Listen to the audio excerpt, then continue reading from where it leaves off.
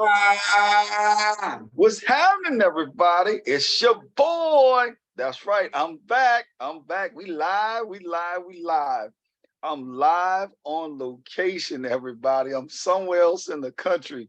I'm at our fraternity, or I should say my fraternity's anniversary of the regional convention. Having a lot of fun. Y'all, some of y'all on YouTube, y'all see what it is. Your boy is sharp as they come. Let me show y'all some things of what convention I'm at.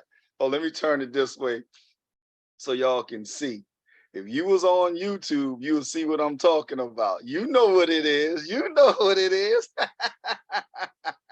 What's up, everybody? It's your boy, Stanley Doucette, coming at you live on Let's Talk with Stanley Doucette. I am your host, Stanley Doucette, and we're going to make some things happen today in a big way. Yeah, just because we on location, don't think we going to stop this train from rolling. We rolling, we rolling, we rolling.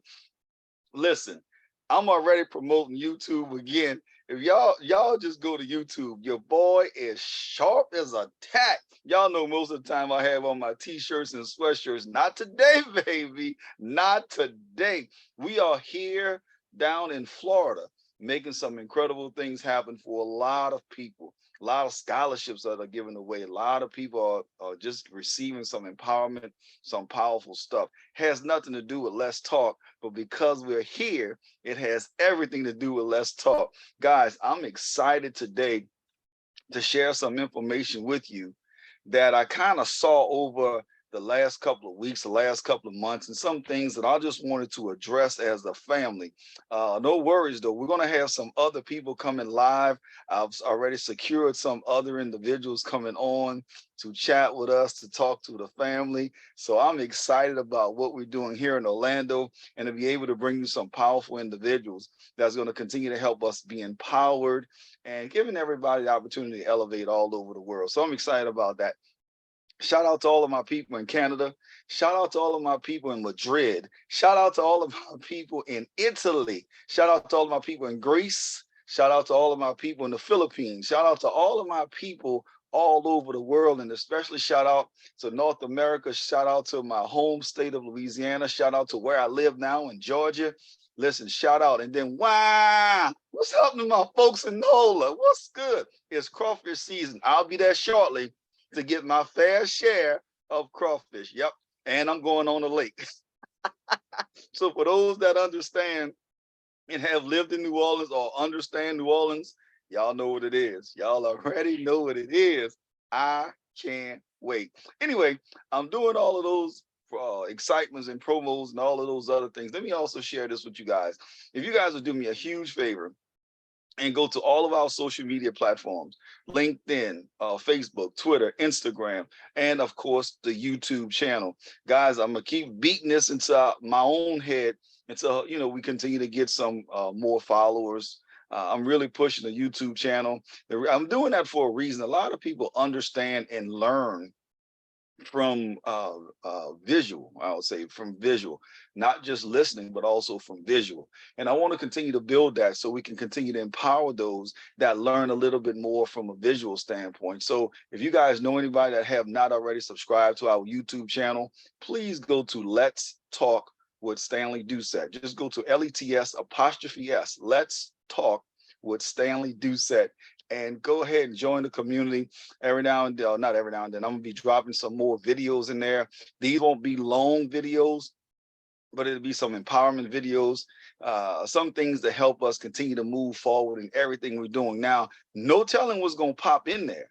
Now, I'm not saying it's just gonna all be on mindset, or it's all gonna be on business, or it's all gonna be on sports. No telling what may come through there. I may get on there for about 2-3 minutes, do something really fast, and then hop off. So you never know what's gonna happen. I did something, I think, maybe about a week or 2 weeks ago, something on the YouTube channel. It was only like 4 minutes, I think, but that was it. And then we were out. So we're going to make some things happen. And we still have the thirst, the desire, and the energy to continue to build others through empowerment. We want to make sure that you live your best life. Listen, if you're on the beaches of the world, or you're not on the beaches of the world, we want to make sure you get to the beaches of the world. It is absolutely gorgeous. It's absolutely exquisite. And we're going to continue to do that. We don't no longer want to say midlife crisis. We want people in their 30s, their 40s, their 20s talking about, yeah, I'm in my midlife crisis, so I'm traveling all over the world. I'm doing my thing. I'm empowering people. I'm having fun. I'm living life to its fullest. I don't have any limits on the blessings that's coming to me. So yeah, we're going to do a lot of things. We're going to have a lot of fun. Today's podcast, ladies and gentlemen, it's not going to be long again. Oh, baby, this is a good one. I need help with this one, right? So let's just say this. The title I'm going to actually name it is just simply, What Causes Doubt? What causes doubt? Man, I don't know about you guys, but, I'm going to say it this way. There are sometimes God will drop something on you, right? And when he drops it on you, it is so big, it is so monumental, it is so huge that it can cause doubt because you start looking at certain things or you start thinking a certain way, right? I mean, it can be anything as, let's say, for an example, you've never had a brand new car and your creator all of a sudden say, you know what, next week, you're going to have a brand new car. And at the time, you're thinking like, hey, I don't know about this. I don't know about that. I've never had this. I'll never have that. I've never been in this situation. All of those things that create that energy of doubt.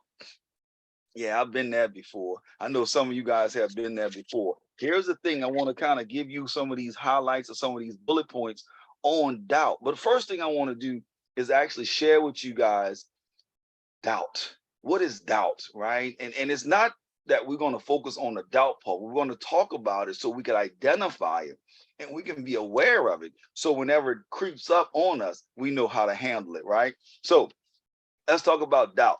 Doubt is brought on by indecision. It's just one of those things. It's just brought on by indecision. That leads to fear. So you go from indecision, then it leads to fear. And before it, you've taken yourself out of the game. So you went from, not making a decision, to then you create that fear. And then now, absolutely, before you even think about it, before you even really get started, you're already taking yourself out of the game.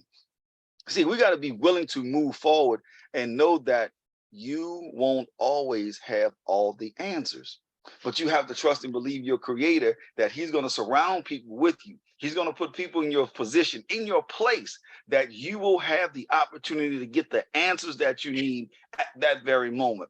Guys, I can go on with that for forever. I want you guys to think, for me personally, when I first went, this is a funny story, and I tell it, I've told this story before, and people have laughed and joked with me and talked about me crazy, like I'm crazy. But when you talk about not, just not knowing something or what have you, right? It's just funny how this happened. So initially, when I first went to college, I first went to school, my very first day, I'm almost embarrassed to say it, right? So I was sitting there, and it was 9 o'clock a.m. class on a Monday. So it went 9:50. So we was getting out, and the professor said, all right, see you guys on Wednesday, right? Now, immediately, I had an indecision whether I should raise my hand or not, because I just didn't understand. I was thinking like, wait, you said, see you on Wednesday. I'm confused on what happened to Tuesday. See, I was used to going to school Monday through Friday. I was used to going to class Monday through Friday. But I was trying to understand what in the world is going to happen on Tuesday. So I had a little indecision. There was a little fear that was there because it felt like everybody knew something but me. Now, let me kind of go back a second. My mom didn't go to a university. My dad didn't go to a university, right? So those are my closest two. My sister didn't for a minute. So I didn't know what to say or what to do. I didn't even know this was even an option to have classes on just Tuesday and Thursday or Monday, Wednesday, or whatever it may be. I was just like, what? So that decision, like, ooh, I'm not sure if I want to, and I had some fear there. But the one thing that I'm glad that I did was I asked the question, right? I didn't take myself out the game, but I actually asked the question. So when I asked the question, everybody in the class laughed. Everybody in the class laughed, because I had doubted myself. I'm like, I'm crazy. Everybody, no, but everybody in the class laughed. And it was like, just ha ha and he. But the professor, to his credit, he said, let me ask you a question. Did your parents go to school, or did they graduate from college? I said, no, they didn't. And he stopped right there. And then he said, on your schedule, you see MWF, that stands for Monday, Wednesday, Friday classes. So you only have to come to class Monday, Wednesday, and Friday at 9 o'clock to 9:50. That's our class. And then from Tuesday and Thursday, you have other classes. Now, he brought me up to the front. He shared with me. He showed me the times and all of those things. And then from there, I got it. Here's the thing. The doubt that I had in my mind, ladies and gentlemen, was simply about, should I raise my hand? Because as soon as he said, see you guys on Wednesday, I was trying to figure out what happened on Tuesday. And if I did not ask the question, I would have literally been walking in that classroom on Tuesday at 9 o'clock. And I'm sure that professor who was ever in that classroom would have been looking at me like, who are you? And where did you come from? So I got all of that squared away, or what have you. The reason I told that whole story is because one of the reasons what causes doubt is our upbringing, our childhood upbringing. See, even though my parents did everything that they could and educated me the best way they knew how, but there are still some things that I just did not know. That's a funny story. And yes, the joke was on me and everybody got a good laugh. But if my parents have never experienced that, or anybody that was surrounding me had never experienced that, or share that with me, or educate me on that, then that's part of the childhood upbringing that I just didn't understand. That when you go to college, that there's Monday, Wednesday, Friday, and Tuesday, Thursday classes. I didn't have somebody to sit there and begin to explain to me the differences and how you can create and structure your schedule will be a benefit to you, and to make sure that you have the optimum success. I just didn't have that. So when you say childhood upbringing, here's another one. How many times when I will say this, in my house, it was an opportunity that on Sunday you will go to church. And the way I felt after a while, if I didn't go to church, like, boy, I was gonna die tomorrow.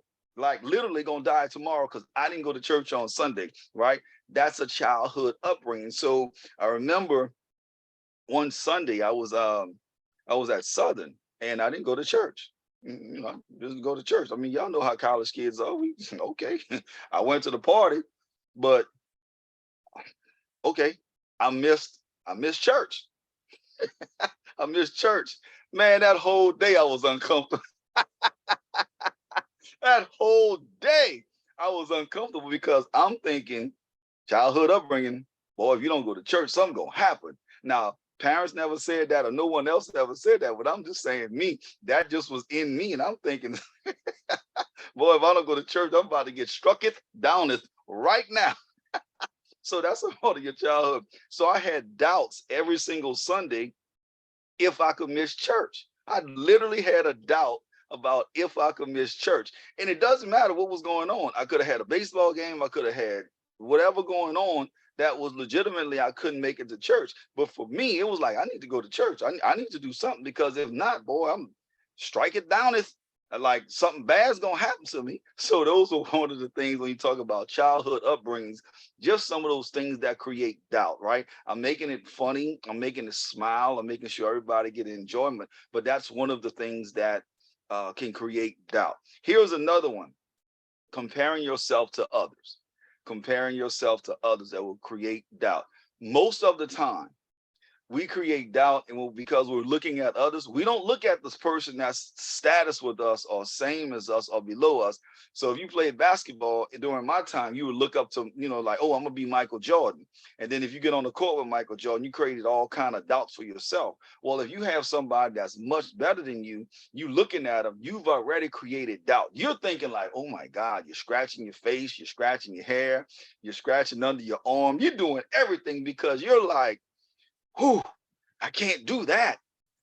I can't shoot a jumper like that. I can't shoot threes like that. I can't dunk like that or whatever. I'm not even that tall. Well, what you have done is you have looked at somebody else and started to compare them to yourself. That may not be your specialty. That may not be your gift. That may not be the greatest talent that you have. But because you have literally compared yourself to that other person, you now begin to have doubt because that's that person's gift. Most people would understand in his prime that Michael Jordan was the best. And I'm not getting into the debate with him, LeBron, or Kobe, right? I'm not getting into all that. But my point is when you compare yourself to somebody else and that their greatest strength may not be your greatest strength, how many people are actually looking at you at your greatest strength?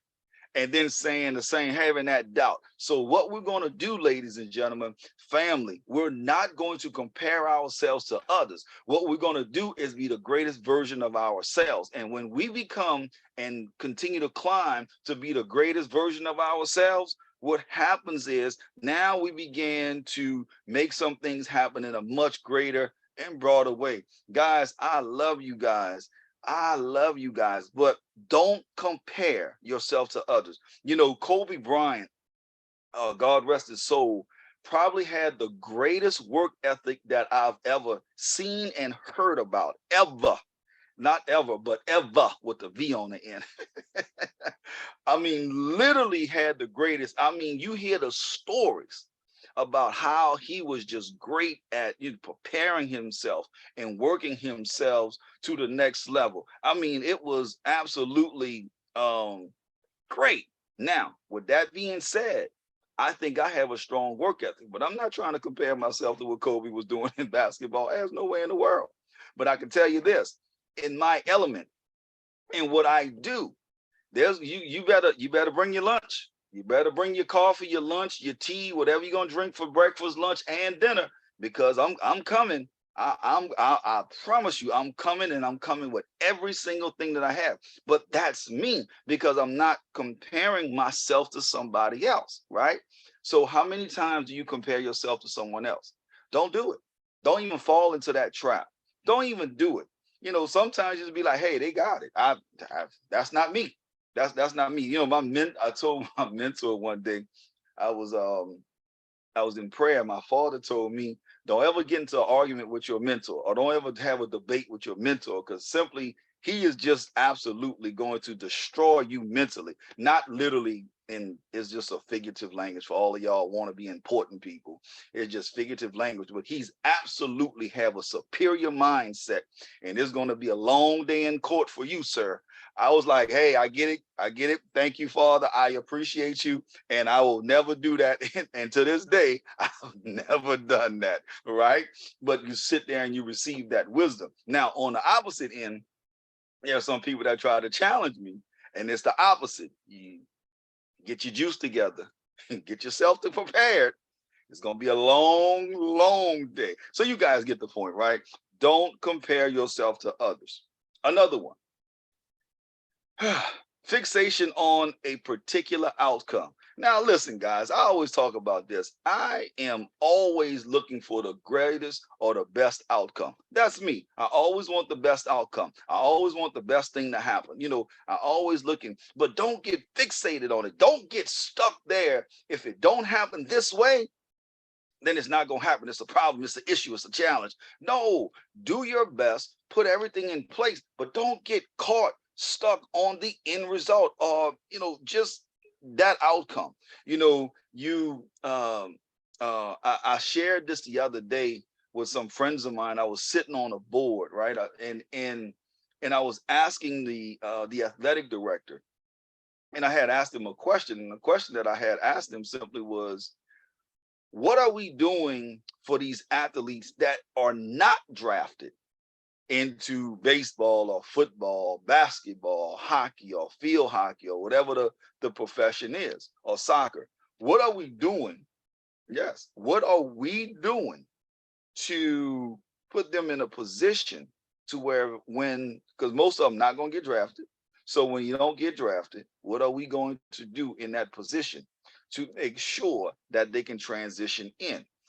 See, I'm not getting fixated on the outcome saying everybody that comes through a said program is going to get drafted. No, we're looking to some solutions. We're not saying you're not going to have the opportunity, but the likelihood and the percentages are you won't get drafted. So now what can we do to make sure they transition into being the CEO of a company, being the athletic director, being, I don't know, something here, being a head coach, being a batting coach, assistant coach, whatever they want to do. They may not go to the league as a player, but they may go to the league as a coach. So all of those things that we're talking about, we're not getting fixated on the end result. What we're doing is preparing and putting our best plan in place and then allowing the results to be the results. All right. So don't get fixated on a particular outcome, even though we may want to get drafted, even though we may want the prettiest girl in school and you look like Scooby-Doo, where are you?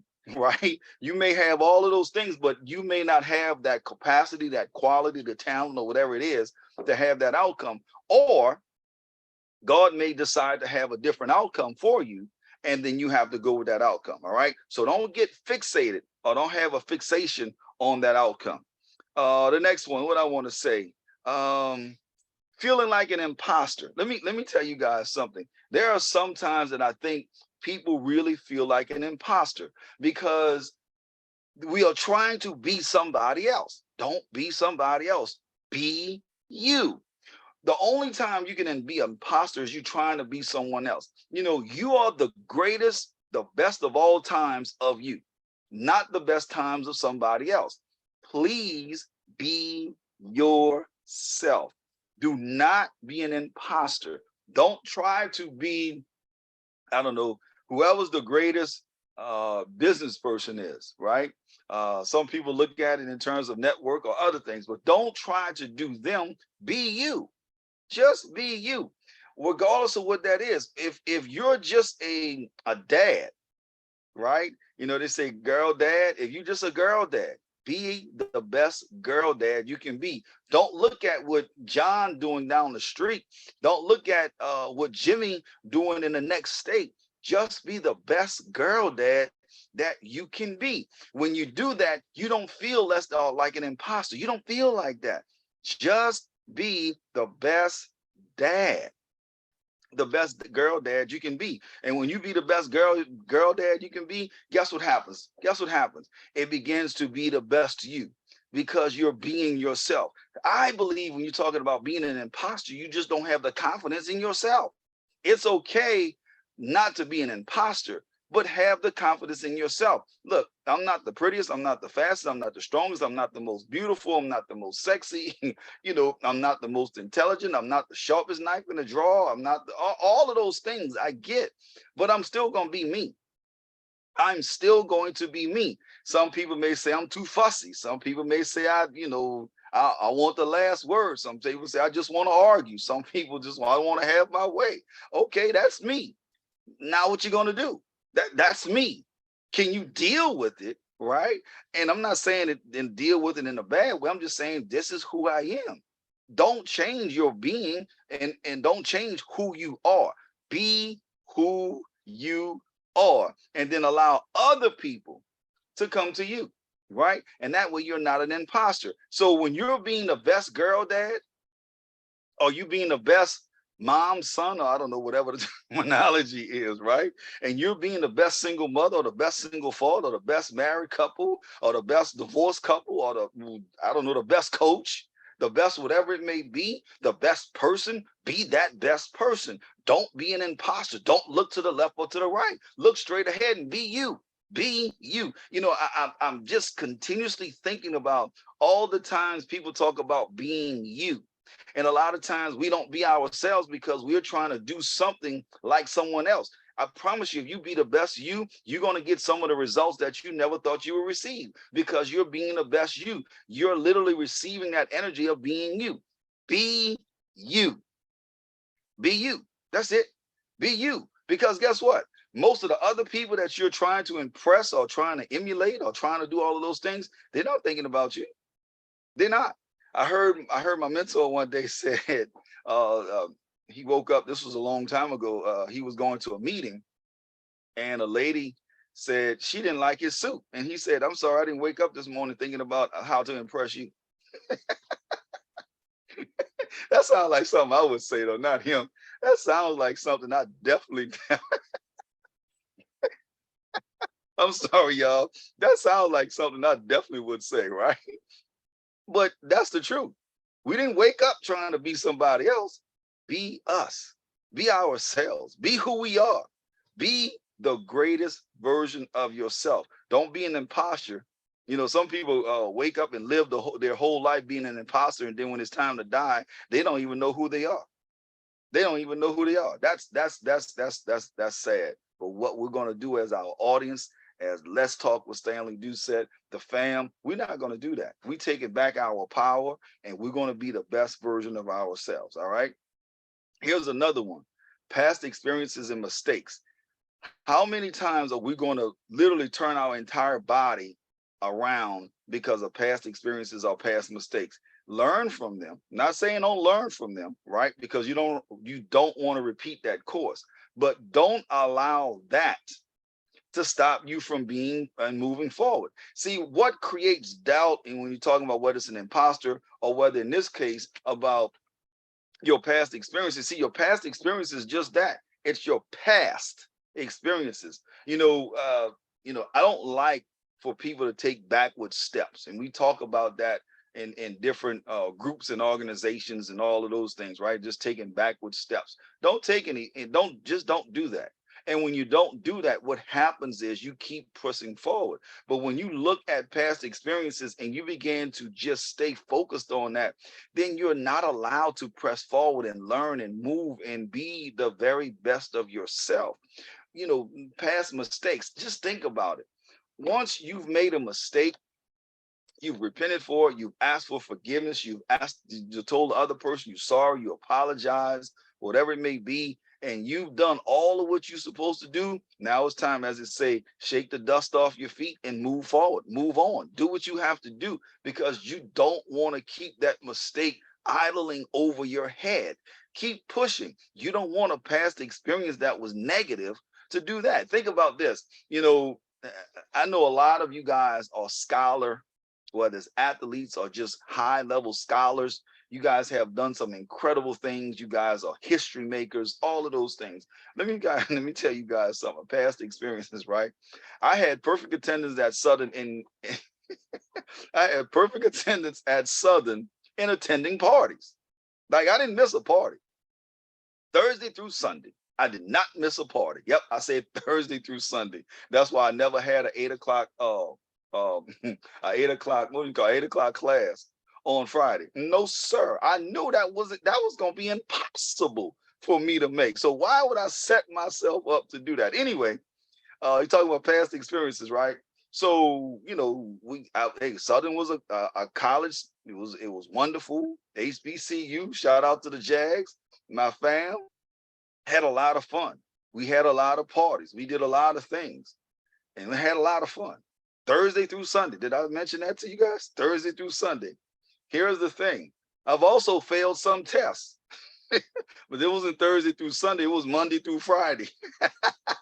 I failed some tests. I failed some exams. I told a story one time that, it was it was a fall. It was in the fall. It was in the fall. At that time, we were very good at football. We were competing every year for the Black National Championship. We were having a lot of fun traveling, just doing it. Just having a ball, right? We were doing all kind of stuff, having all kind of fun, just literally making it happen. We were just making it happen. And I never forget, we played out of town. I'm not going to say what school. We played out of town. We came back that Sunday, and one thing I always wondered now, like, how did we get to these places? Like, where did this money come from? Anyway, that's a whole nother subject. So anyway, we get back from out of town, and that Sunday, a particular organization had a party. It was like similar to a day party, like a little barbecue. Went to that and had a ball and just cut up and my night didn't end to about maybe 12, 1 o'clock. Well, get up, go to school the next day. I'll never forget Miss Gales. I love Miss Gales. That was my counselor. And Miss Gale, I love Miss Gale. She taught chemistry. I love Miss Gales, but that day she gave us a surprise test. And that surprise test, ooh, I got a 10. Yes, the number 10. I got a 10 on my quiz. I got an absolute 10 on my quiz, right? And when she gave the test or she gave the quiz, and she gave out the results, she looked at me and she gave me that motherly hit. Not nothing crazy. She gave me that motherly hit, and I just smiled and laughed. And she was like, "Boy, you got a 10." I was like, "Yes, ma'am. I'm so excited." She was like, "What you excited about?" I said, "I thought I was gonna get a 0, but for me to get a 10, this is like Christmas." So we laughed about that, right? But in all of that stuff, everything that I talked about, everything that we're doing, oh man, oh man, all I'm gonna do is say I did graduate from Southern University. This Friday, December the 13th, 1996. I graduated from Southern University with my degree. And I was like, it was just wonderful. But remember, I just got a 10 on my quiz. It was a pop quiz or surprise quiz, whatever you want to call it. But I got a 10. But guess what? The end result, I literally graduated. Why am I saying that? I didn't hold me getting a 10 on my test as a past experience is that I was not going to graduate. I graduated.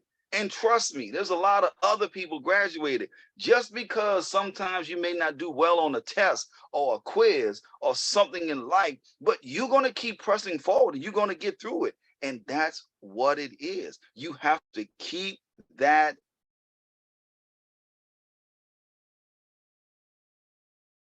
battle. See, that little quiz was a battle, and I failed miserably, but I won the war.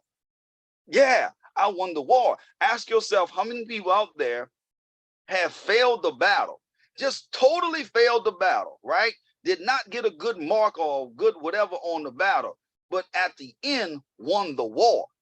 Yes, won the war. See, you may be in trouble right now with finances. You may be looking at, I hate this and I hate that, right? You may be going through a tumultuous relationship challenge. You may be in the middle of divorce court. You may just be getting married and you find out something, you're angry. It doesn't matter if it's in a relationship. You may be in sports and you and playing baseball and you're in the midst of a 0 for 17 streak.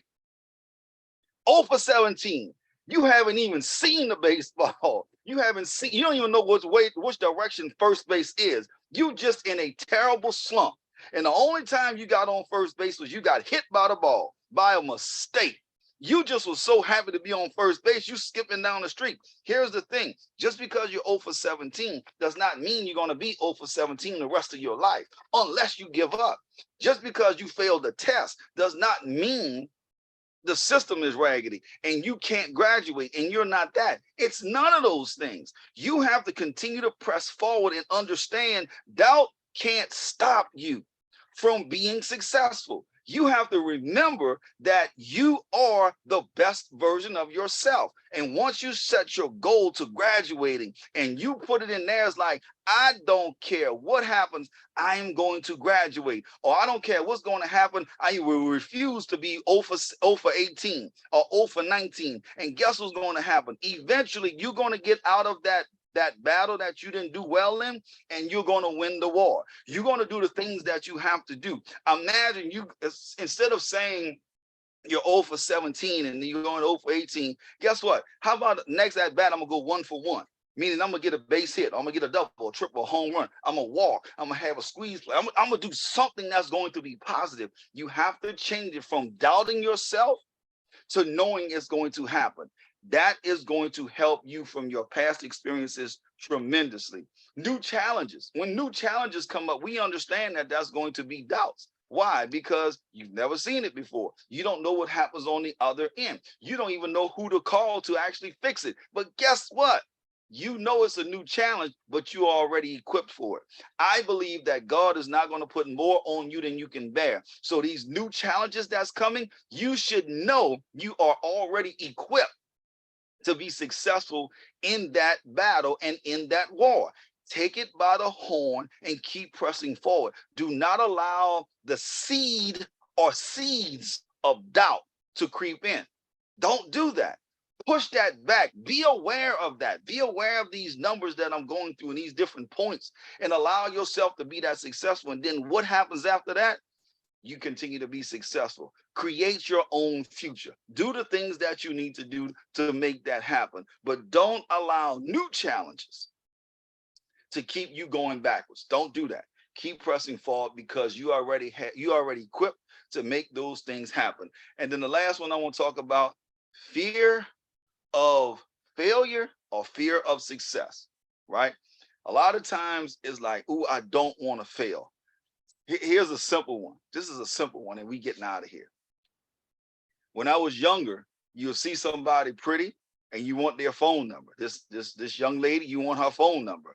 There's a whole bunch of doubt in between those steps from where you are to walking to that young lady and conversing with her. A whole bunch of doubt, right? Most guys are like, "Man, I'm not gonna talk to her," especially if somebody that's gorgeous. They're gorgeous, head to toe, dressed right, everything. I'm about to make y'all laugh. Even got a pedicure and a manicure. You like, "Oh my God, the hair, not hair done, but hair did it. They popping, they look good, is all of that. You at the favorite football game, and you like, oof, oof. What if, and then that what if hit you.